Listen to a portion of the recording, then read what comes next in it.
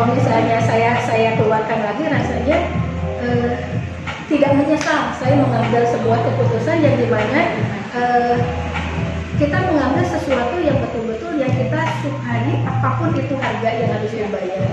Gitu. Sebenarnya ini berawal dari keresahan ya. Ya, betul. Keresahan terus dibawa pada situasi yang sebenarnya bukan menjadi tujuan. Betul. Tapi di sana menemukan enjoy, nyaman, dan bisa mendapatkan jati diri di sana. Betul sekali ya. Nah, akhirnya jadi kayak gini. Keresahan membawa Kak Ina pada ruang les lah ya, sampai ngelepasin kerjaan. Jadi kayak gini, segala sesuatu yang kita genggam itu belum tentu itu yang terbaik. Betul sekali. Ya. Dan sampai hari ini Kak Ina bukan lagi hanya punya satu kos-kosan petak untuk menampung anak-anak yang 12 ya. Tapi hari ini sudah ada satu satu lembaga bukan?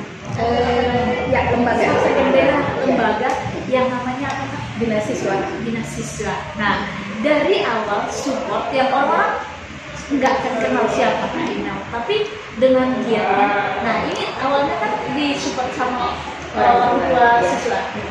Selain mereka, ada nggak orang lain yang benar-benar bantuin Kak Ina? Nih gini nih, metodenya gini, sistemnya gini. Kalau mau benar ada nggak?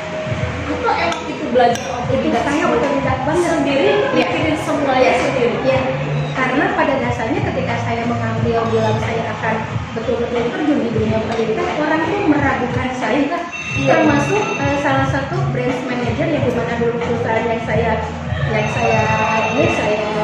dipimpin gitu sama beliau. Memang dia sayang sekali dengan saya harus keluar sampai dia merujuk ini ada loh Mendeler yang dimana dia lagi butuh karyawan. Terus akhirnya saya rekomendasi lah ya, gitu supaya saya nggak los banget, nggak ada kerjaan banget. Ya itu tandanya sebenarnya di sekeliling saya itu banyak orang yang sayang sama saya ya. Cuman saya kadang nggak ngeh aja sih kadangnya.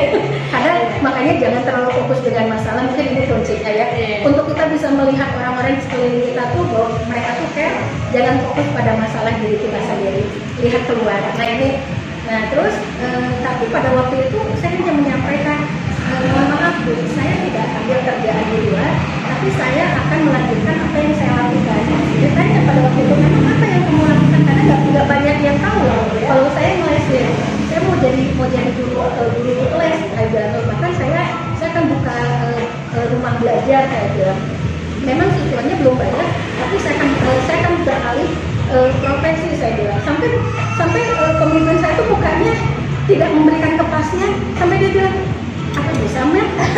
agak meragukan ya. Meragukan sekali. Semuanya ini lihat bukan seorang guru lah ya. Karena lihat saya tuh hanya seorang penjual ini. Marketing penjualan stand. Saya hanya seorang penjual ya.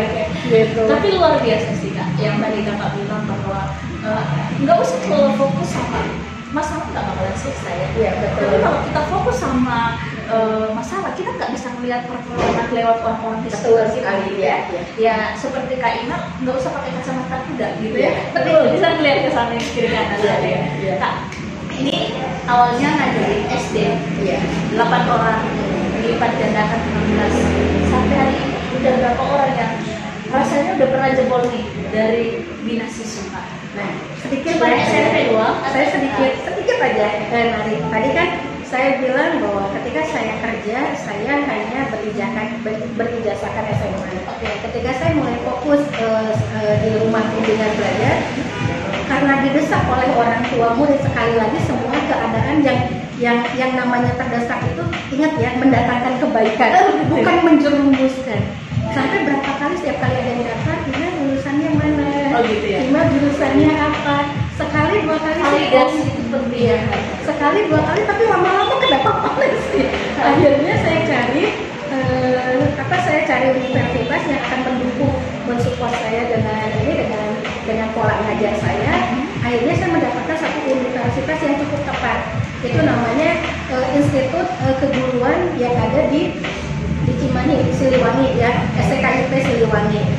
3,5 tahun saya ambil, bayangkan saya sambil ngajar, tempat belajar saya di Jalan Belitung, kampus saya di Cimahi itu 3,5 tahun, yang dimana saya harus bolak-balik, apalagi ketika saya proses mulai dari proposal, dari akhirnya skripsi, tapi jebol juga, dan sampai IPK saya waktu itu 3,1 yang hampir nggak percaya kok bisa ya gitu.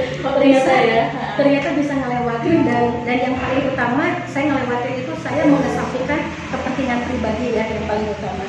Jadi memang pada waktu itu di usia saya yang dimana sudah mulai tumbuh banyak mengarah ke rumah yang baru, keluarga yang baru. Nah pada waktu itu saya menutup diri ya, tapi bukan berarti tidak ya. Sampai akhirnya fokus inilah yang mengantarkan saya selesai ke S1, dan itu memberikan satu keberanian. Ternyata nilai pendidikan itu memberikan keberanian. Yang awalnya saya di tingkat SD, akhirnya saya naik di tingkat SMP karena saya mulai terbekali karena jurusan yang saya ambil matematika juga. Gitu. Nah dari SMP ternyata orang tua yang nilainya bagus di SMP, mereka mendesak saya buka SMA. Buka SMA. Akhirnya bukan secara terpaksa, tapi karena memang ini udah jadi satu linear ya, yang memang harus dibuka. Akhirnya kami buka SMA, dan ketika pandemi linear lagi, bukanlah SBMPTN sampai perguruan tinggi.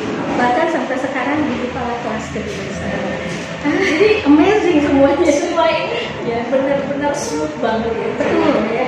Tapi benar-benar ada kayak kejutan. Betul sekali. Ya. Jadi hari ini berarti pengajarnya bukan cuma kakak aja ya? Bukan. Udah punya pengajar-pengajar. Pengajarnya juga ada yang dari IPB, IPB S2 ada. Gitu. Lulusannya memang cukup dari universitas yang terbaik. Gitu. Jadi gimana lo juga? Oh ya, dan untuk saya sampai di titik akhirnya kami membuka kelas kedinasan, sekali lagi pendidikan itu memberikan kita rasa percaya diri. Ketika saya selesai S1, ternyata saya butuh pembelajaran yang lebih melengkapi lagi adalah manajemen. Gitu, manajemen yang dimana ini semua sebuah organisasi tanpa ada manajemen yang baik, semuanya akan berantakan. Nggak akan jelas arah usaha yang akan kita kerjakan. Akhirnya dengan keberanian, dengan uang yang memang sudah Tuhan percayakan sama saya kelola, dari situlah, dari bimbingan belajar itu akhirnya saya diantarkan sampai S2 selesai, dan ternyata memang sekali lagi semua orang yang di sekeliling saya orang baik, bahkan Sang Pencipta juga baik, memberikan saya nilai cum laude ya pada waktu itu, yang itu saya lulusan tahun 2018 dengan predikat cum laude, yang sekali lagi tidak terbayang perjalanan hidup saya dari pertama kali saya mengambil bimbingan belajar fokus sampai akhirnya tahun ini ilmu yang saya ambil itu sangat-sangat bermanfaat, dan itu melekat sekali dalam diri saya. Gini, berawal dari keresahan soal kredit ekonomi, terus didesak sama orang-orang di sekitar kampus. Sebenarnya selain dari efek apa sih eksternal itu eksternal ya, dari kakak sendiri apa sih yang membuat sampai kakak tuh berani ngelakuin kayak aku kuliah tapi aku butuh uang, keluarga aku butuh duit, bisa nggak? Berani aja apa sih yang membuat seorang email itu apa sih berani mendobrak pintu-pintu yang ada di depan dia? Karena saya gini loh, perjalanan kisah hidup saya memang kembali lagi dari keluarga yang tidak mampu pada saat awalnya memang mampu, tapi karena ada hal sesuatu ya akhirnya kami harus mengalami kekurangan finansial gitu. Tapi yang saya lihat adalah contoh dari mama saya. Saya melihat mama saya, dia powerful. Yang jadikan teladan buat saya itu adalah mama saya. Jadi bagaimana dulu mama berjuang buat papa saya, bahkan sampai di satu tarikan nafasnya mama saya masih bisa mengusahakan dengan segala cara yang dimana dia mencoba A sampai Z, dia berusaha untuk menghidupi kita semua. Bayangkan pada waktu itu tahun 98 pada masanya moneter, bank-bank juga banyak yang tutup, tapi dia sendiri berjuang dan dia tuh nggak ngeluh. Jadi sehingga saya tuh dia jarang sekali dia ngeluh, saya nggak punya uang, enggak. Yang ada ini tidak jalan, buka ini. Kalau ini nggak buka, ini. Nah itulah sifat ketangguhan mama saya itu ternyata lahir Bu saya. Jadi kalau minta dibilang uangnya dari mana, saya coba dulu, saya jalankan dulu sampai saya ketemu tembok ya. Kalau memang itu bukan jalannya dari Tuhan ya saya balik lagi, ya putar haluan ya. Oke. Aku percaya gini Kak, nggak ada sesuatu yang terlahir langsung semuanya butuh proses. Naik turun seperti Kakak bilang tadi, bukan orang yang tidak mampu sebenarnya, tapi hidup ini terus berputar ya, ada realita. Perjalanan bimbel ini berarti udah berapa tahun Kak? Yang pasti 30 Juni 2010 ya, sekarang udah 2000, hampir menuju 12 tahun. 12 tahun. Nanti Juni ini berarti 12 tahun. Oke, ya, 12 tahun. Ya. Ada nggak sesuatu prestasi selama 12 tahun ini yang membuat Kak Inal aku puas gitu, maksudnya ini buat aku bangga dari bimbel Kakak sendiri? Kalau masalah kepuasan dari prestasi itu sudah dikejar oleh semua bimbel ya, yang memang dia di dunia pekerjaan. Misalnya anak-anak lompatannya dari SD sampai masuk SMP favorit. Pada zaman itu masih sekolah favorit, sekarang udah karena zonasi udah tidak ada, karena udah penjelasan ya, kesetaraan sekolah. Cuman kalau misalnya dari SD lompatan SMP favorit itu udah tiap tahun itu selalu jebol ada. Nah SMP ke SMA itu pun tiap tahun selalu jebol ada. Bahkan sampai dari SMP dia salah satu SMP 2 terbaiknya di Kota Bandung masuk ke SMA 5 dengan predikat NEM-nya itu cukup tinggi 38, sekian, artinya kalau dibagi 4 bidang studi itu rata-rata 95, bahkan ada yang 100. Gitu kan, matematika kalau nggak salah dia nilainya 100. Tapi kalau menurut saya kalau nilai yang dikejar, nah atau misalnya SMA masuk terakhir 2 tahun terakhir kemarin sampai akhirnya kita jebol, siswa kami masuk ITB pertambangan. Nah tapi karena dia memilih dua jurusan, satu lagi kedinasan bagian Poltek, dia ini Politeknik imigrasi, dia akhirnya milihnya ke imigrasi dan itu pun jebol juga.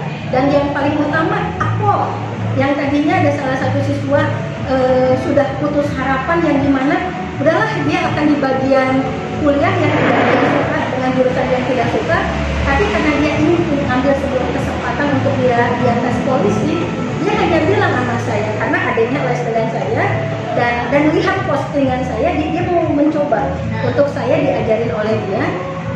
Dia hanya bilang saya hanya sebatas bintara daripada saya melanjutkan kuliah yang tidak dia suka. Dia bagian logam Mbak, geo apa tuh yang bagian logam? Geodesi juga ya, bagian perlogaman di bagian yang di tanah, geologi, nah kurang lebih kayak gitu lah. Nah tapi dia karena dia keinginannya pengen ngambil polisi, hanya dia coba satu kali lagi karena dia hanya punya satu kali lagi kesempatan karena tahun sebelumnya dia gagal. Terus hanya kami coba tolong, karena saya melihat dia tuh bukan karena kami mampunya, bukan. Kalau misalnya mengenai pengetahuan tentang kedinasan, kami pun benar-benar berjuang untuk menguasai semua materi.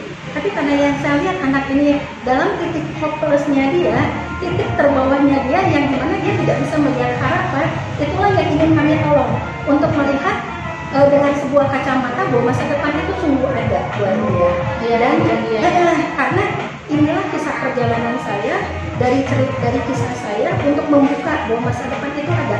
Makanya saya ada sampai di titik ini.